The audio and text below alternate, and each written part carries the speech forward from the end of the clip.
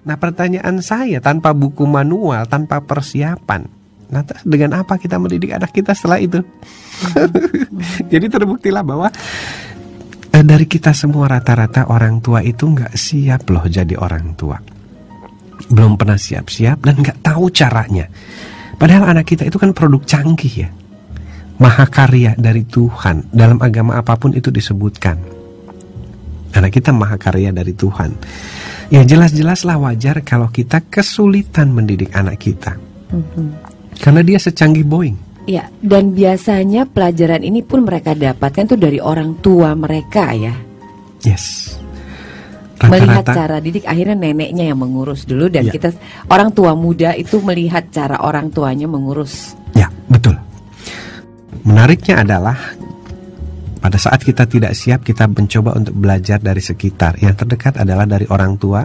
Kemudian yang teringat adalah bagaimana dulu kita dibesarkan oleh orang tua. Nah, lucunya adalah dulu mungkin kita nggak suka dengan cara-cara pembesaran seperti ini. Misalnya dimarahi, dibentak, dilarang ini dan sebagainya. Tapi begitu kita jadi orang tua, kita ulangi lagi pada anak kita. Melakukan hal yang sama. Persis. Dan ini sangat buat kewalahan orang tua sendiri. Karena apa? Mereka belajar pada saat anak itu juga mulai tumbuh, jadi berbarengan. Yes. Sehingga merasa terlalu sulit dan sulit untuk membagi waktu. Ya, begitu. Jadi wajar kalau para orang tua kesulitan. Itu baru satu loh sebab. Karena kita tidak siap. Terus ada lagi pandangan lain bahwa begini, kadang-kadang kita punya sugesti yang berasal dari tradisi kita bahwa mencari nafkah itu jauh lebih penting daripada mendidik anak. Kan sudah ada babysitter. Nah, dia sudah diserahkan dengan yang mampu, yang lebih berpengalaman menurut mereka. Jadi seringkali peran-peran untuk mengasuh anak itu didelegasikan kepada babysitter. Padahal kita tahu babysitter itu lebih pandai merawat ketimbang mengasuh atau mendidik. Banyak sekali babysitter yang tidak tahu bagaimana cara mendidik. Bahkan cara mendidik anak kita banyak yang diwarisi dari orang tuanya dulu waktu di kampung. Betul, Ayah. Tapi kan kita tidak bisa mengklaim atau menyalahkan para orang tua yang juga bekerja. Ya, betul sekali. Alvin Toffler pernah mengingatkan kita di tahun 1960. Dia mengeluarkan buku yang berjudul itu The Future Shock. Apa kata dia? Hai Amerika, para orang tua di Amerika dan bangsa Amerika, bersiap-siaplah nanti satu ketika Anda akan mengalami the future shock. Apa itu future shock?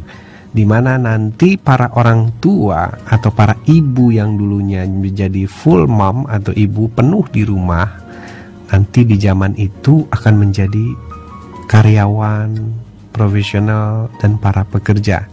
Sehingga anak-anak kita tidak ada yang mengasuh lagi di rumah secara penuh. Nah, waktu itu tahun 60-an di Amerika, dan sekarang betul-betul sudah terjadi di Indonesia. Nah, cuma waktu itu langkah antisipasinya dilakukan di sana adalah dengan membangun pendidikan-pendidikan prasekolah, toddler dan sebagainya. Mereka Seperti mengambil itu. alternatif lain. Ya, alternatif lain sebelum benar-benar terjadi pada anak-anak. Karena kalau sampai anak-anak tidak ada yang mengasuh di rumah, maka Alvin Toffler mengatakan siap-siaplah kita akan punya namanya the lost generation. Okay. Ayah, semakin menarik, tapi bukan berarti orang tua yang bekerja salah atau mungkin tidak bisa mendidik anak dong, Ayah ya? Ah, iya.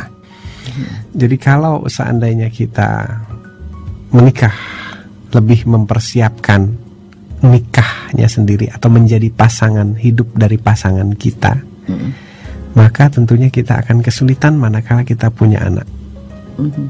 Tapi kalau misalnya pilihan kita adalah mempersiapkan kedua-duanya, jadi prosesi pernikahannya juga kita persiapkan, menjadi orang tuanya juga kita persiapkan, maka kemungkinan besar kesulitan-kesulitan dalam proses pendidikan atau pengasuhan anak itu akan jauh lebih mudah teratasi.